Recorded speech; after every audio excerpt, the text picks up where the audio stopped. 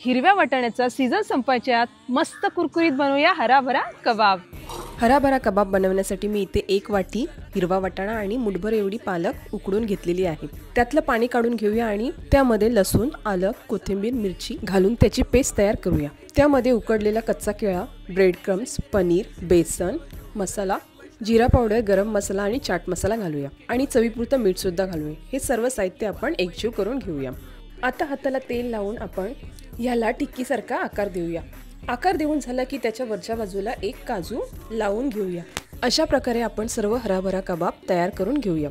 तव्यामध्ये 2 ते 3 चमचे तेल घालून गरम झालं की त्यामध्ये हे हराभरा कबाब घालूया आणि दोन्ही बाजूनी मस्त शॅलो फ्राय करून घेऊया। तुम्ही इकडे बघू शकता आपला हराभरा कबाब मस्त असा तयार झालेला आहे।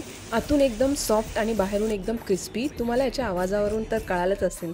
तर कशी वाटली रेसिपी नक्की कमेंट करून सांगा आणि फॉलो करायला विसरू नका।